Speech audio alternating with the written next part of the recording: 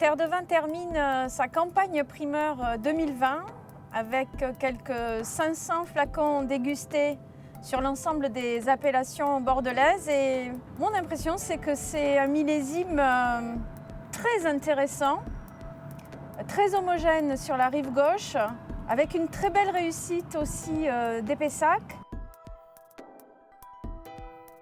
Un millésime technique et stratégique en même temps, c'est-à-dire qu'il a fallu bien surveiller les dates de vendange, faire un travail de cave extrêmement précis parce qu'il y a une diminution constante depuis plusieurs années du diamètre des baies, notamment sur les Cabernet Sauvignon. Ça modifie vraiment la structure même des jus, donc il faut de bons vinificateurs.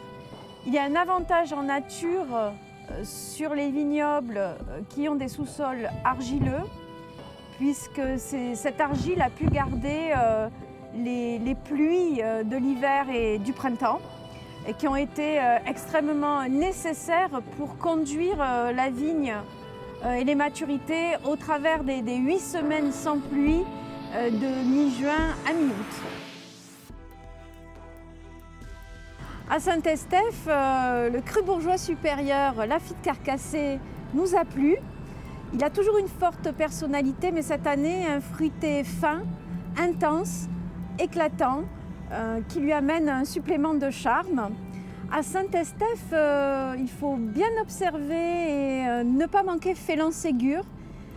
C'est le premier millésime avec les 4 cépages de l'appellation, dont 2% de Cabernet Franc et de petits verres d'eau absolument magnifiques au dire de l'équipe. Et Féland est complet, intense, savoureux, frais, fin. C'est une grande réussite. À Pauillac, Pontet-Canet, 5e grand cru classé en biodynamie, nous offre un très joli millésime, intense, velouté, avec une belle personnalité, une belle sérénité aussi dans ce vin.